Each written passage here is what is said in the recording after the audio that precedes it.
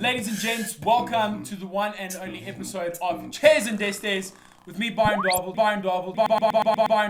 With us in the studio today, Morgan Beatbox, everybody. The guys backstage, we've been looking forward to having you for quite some. They are. Please put your clothes back on. Calm down, guys. Morgan Beatbox. Yes. Full name? Morgan Ross Pinar. Morgan Ross Pinar. Do you say Pinar or Pinar? Pinar. Pinar. Yeah, okay. I grew up in Midrand and we didn't really get to learn much Afrikaans. Oh, sorry. Like, I thought... No, I'm not sorry. Sorry for the Afrikaans viewers at home. Sorry for Afrikaans people. Ons is jammer. It's the r's and the kh's that I'm too lazy to do. But that's you said yourself for quite a while there. If you're too lazy to do the r's, do not use all the r's in beatboxing. Byron. Byron. It's not as simple as that, is it? It's not as simple as that. I don't know. Like I thought for Jaarstof meant for real. Like I don't understand the placement of Afrikaans. But you bring up a very valid point. I've never thought about it like that. Like I go, but I can't go rarach. Yeah, it's just too much effort when speaking. You know. Do you think there's a specific language that suits beatboxers and aspiring beatboxers? Wow. If you'd come from a Russian dialect or Afrikaans dialect or isiXhosa dialect, do that set you up to be a better beatboxer? Yeah, I would say so. The Russian beatboxers have got very strong sounds, and I think it's because they got very I'm not going to do the Russian accent. You started there. Yeah, they got very strong pronunciation of their words. So yes, actually, it makes sense, right? Yeah, it makes sense. Where is beatboxing the biggest in the world? Which nation? Wow. I know usually you want to say America, or not quite, just because it's the most public country. The world champs are held in Poland. In Poland? Yeah. So how did that come to be? Just those are the guys that are pushing beatboxing the most. So all the American beatboxers fly to Poland, some of the guys from Australia, and all around Europe, and they go there and they battle. And the world champ now is a French guy. So I would say Europe.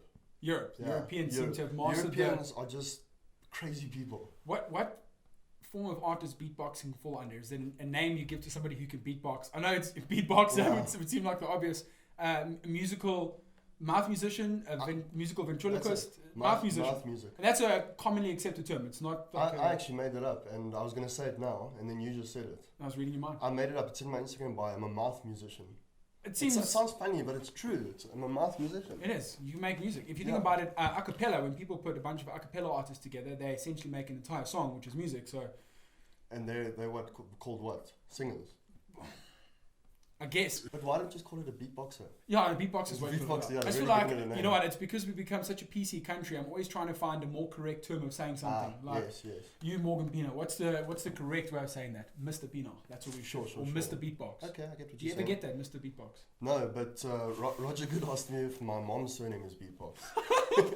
So the question on my mind, and I suppose on 3 viewers back home, because we've got about 6 subscribers so far. Nice. So, I mean, we're talking big numbers. Okay. What happened in your life that made you realize you can start doing this thing with your mouth, you can start beatboxing? Wow. What is there like every other beatboxer, I watched Razal. Do you know that? Yeah.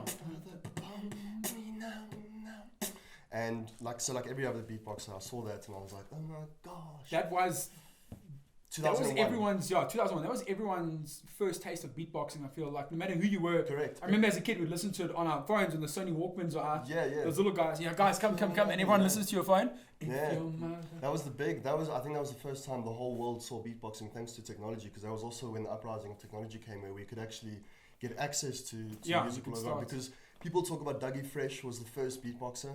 Okay. I've listened to all his stuff, but there was nothing like significant, like If Your Mother. So that sounded wrong. What the fuck is that? Your mom is significant, okay? It was Razal, and then I became like this rapper.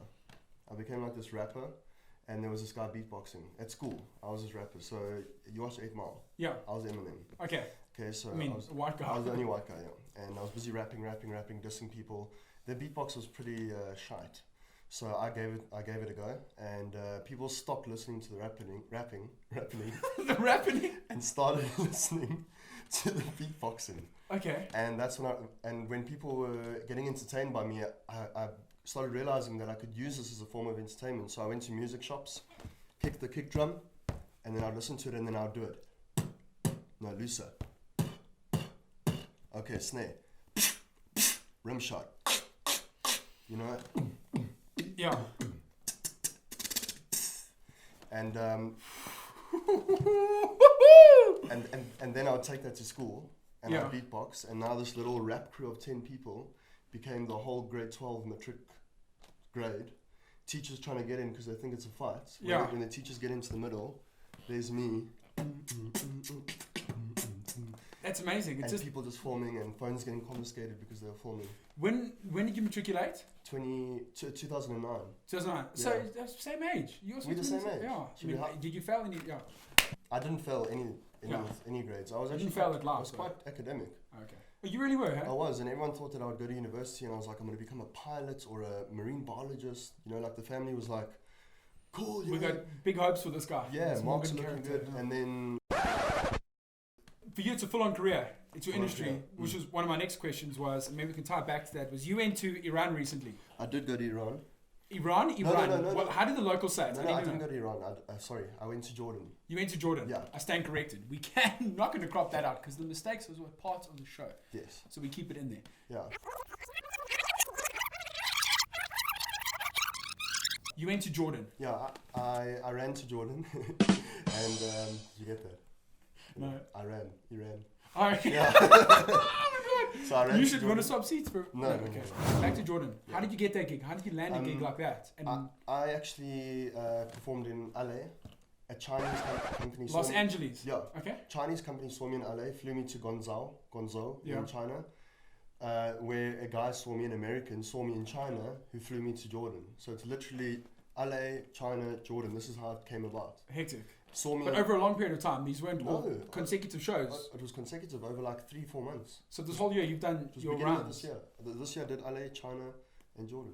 Hectic. Those are my 3 international trips. So the gentleman in question who saw you, what is his title? Is he like a promoter? He's an ex-soldier who went into entertainment, and he said to all the American bases, I'll sort you guys out with entertainment. So he knows all the bands and everything. So he's constantly looking out for artists. That is crazy. And he saw me in China and said, you would do great to perform at a base. It's when soldiers come back from their deployment and they're bored as fuck, you know. So that's what the event is you're at. You're performing to soldiers. For soldiers that were taking a 3-month break. Hectic. It was flipping cool. That's crazy, man. And you get to meet a lot of the soldiers before. Was there mingling and association and stuff like that? One of the soldiers actually hit on me, which was very disconcerting because this guy has been in combat. He got shot in the knee. Yeah. He's got a metal knee. He's like more of a man than I'll ever be, or you. Yeah, I mean, and he's hitting think on of me. it. Yeah. And I mean, I've been hit on by gay guys. Yeah. Look at my mouth. Morgan. Okay. That was weird. And yeah. When did you tie the comedy into beatboxing, or are you going to pursue comedy actively?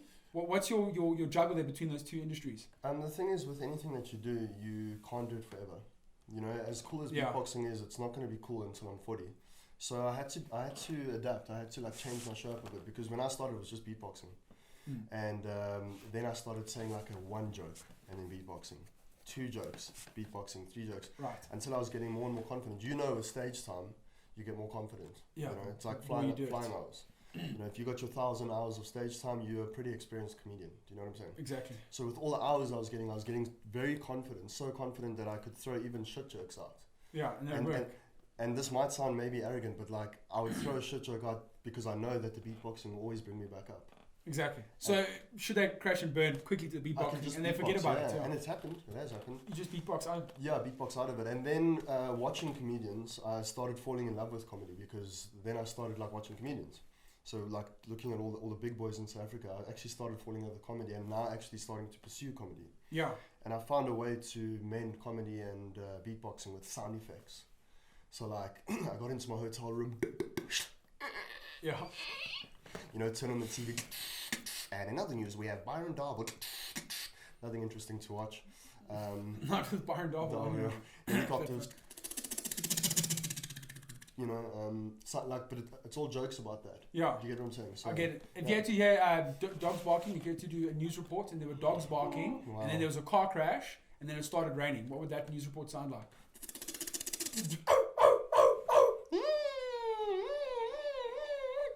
And another news, we have a brony.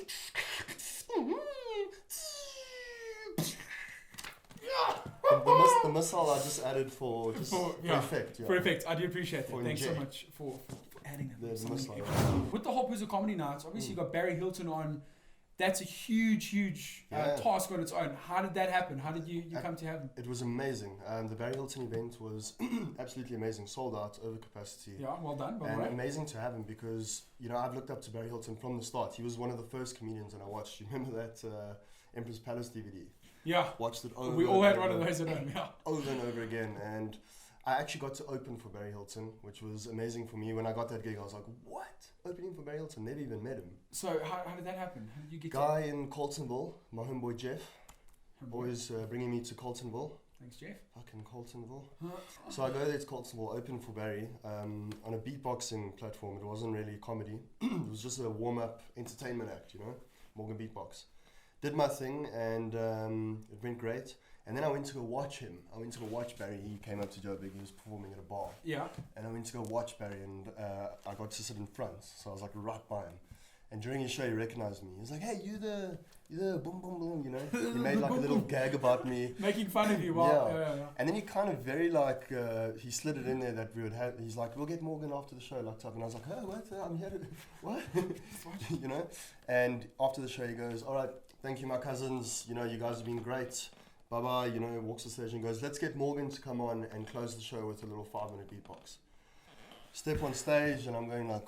So I had to say this. I said, "You know, guys, a year ago, I got to open for Barry Hilton in Coltonville. It was like biggest gig of my life. I got to open for Barry Hilton. And here I am a year later, and Barry Hilton's opening for me." Did he find that funny? He fell on the floor. So I then did that show, and Barry gave me a very nice compliment, which will stay with me forever. So then when I tried to book him, he remembered me again. Okay, like, so "Oh, it's Morgan, the guy that, you know, all of that," and gave me a good price, and we got to fly him up to Joburg and have him at Puza Comedy. when was the last show you did? Earlier this week? Yeah, I did a show at a club, and this is why I'm sounding a bit sick.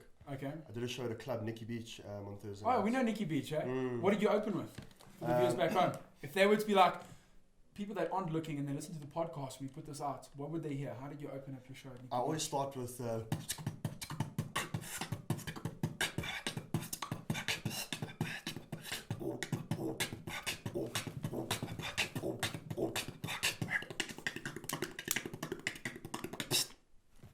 Okay, so that's what you started with. Yeah, because that drum, it just gets people moving. Yeah. You know? What excites people more about beatboxing? Is it the speed at which you go, the tones, or what is it? It's just a general compilation, because there must be different things that attract people to the sound. Like you'd be attracted to hip hop or rock or whatever. Sure. It's almost a genre on its own. It is. I mean, we said it was mouth music. Yeah. That's the genre of entertainment. The sounds, so the tone. So always when I go wow wow, you know. Yeah, that always gets So me. it's always the sound, and then the layering gets people. Okay. So the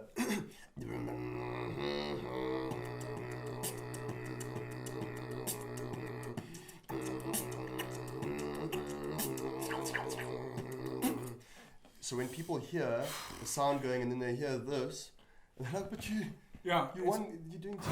We mentioned Rosal earlier. Yeah. Rosal, Yeah. he had 2 voice boxes. Is that possible? It's not. Can someone have... Where does a voice box sit in your body? Maybe first of all. Okay, How first does of it all, work? it sits right here. Just when you know when you pass that boxing bag, Yeah, it's just a bit further down. just a bit further down. Yeah. That's the... You got your vocal cords, okay? Yeah. Now you don't have 2 voice boxes. You got 1. The box is just everything. So it's the vocal cords in that area. Okay. And then what every human has is another set of vocal cords. Okay, you have them. It's called false vocal cords, and they sit there by your vocal cords like that, protecting your vocal cords. So if something goes down the wrong pipe, like your producer's there, He's gonna like that one because he does. it's okay. It's disgusting. Protects your vocal cords, but those pieces of flesh can't move. Okay. They just flesh, like your earlobes. That looks like... Yeah. So we did an ENT, and the ENT put a camera down my throat, and when I did, those things are vibrating. Why, we don't know. Well, they're not supposed to. No. So do I have muscle in those things where I can actually move them, or am I creating some kind of pressure that vibrates them? Yeah. And that's the whole 2 voice boxing. It's not. That's false. I say that as a joke. But 2 sets of vocal cords, yes, I do. Everyone does. Everyone does. Okay, so it's not like, wow, Morgan, he's the No. one chosen one. He's come to rescue us. We all do. You're just better at it. It is kind of like that because, like when you say chosen one, because I've tried to teach people how to beatbox and you can't. I think you're born a beatboxer. Okay. It's funny you say that, and this might be a bit embarrassing, but I've been prepping for this because I knew we were going to have you a beatbox. Yeah. Because like I said earlier, I play drums. I do drums. Is there something in there? It just felt like there was something in you. If you got 2 rand or something in there, we need. I think when your sock folds a bit over. Yeah. Yeah. So when I try and teach people how to drum, when you hit the bass, you go the hi-hat and the snare. So you go. And that's beatboxing. Yes. But that's the easiest way to show somebody. Of course. And I take pride in the fact that I could do a little bit of the beatboxing. Beatboxing is very vocal. It is very vocal. Like so you're taking what you're doing there and you're going and you're putting it with your mouth. Exactly. And so that you can understand it here, because obviously everything happens here. 100%. You know? And I said this to you before the show is that I believe that you are born with an internal metronome. So am I. And that's what makes a beatboxer and a drummer. Exactly, 100%. So they can always, I'm pretty sure most drummers, if you say beatbox, I'll leave you in a room for an hour, come out with a sick beatboxing riff, it'll be okay. Yeah, of course, yeah. And going on with like beatboxing is vocal, like remember we were doing this before the show, is if you go chicka booga ugga booga. Chicka booga ugga booga. Yeah, now just make that a sound. So take away your voice, the chig ugga booga, take that away and you just go Byron beatbox. I don't know why I do that. White guys always in it. Put your hands down. Yeah, you're gonna hurt yourself. Is it hard? Can you sit still and beatbox? Yeah. What's the craziest? If you could play us out, actually, because we are coming to the end of this episode. If you could play us out with a very mature beatbox, okay, something very classy but very filthy. Okay. I don't know if it's too many instructions. I need my violin. It's very violent, guys. This has been episode 2 of Chairs and Destes with Morgan Beatboxer, one and only. You guys can follow him. We'll put his social media right here. And he's going to play us out. Morgan, thank you so much. The classiest beatbox of your lives. Ladies and gentlemen, Morgan Beatbox.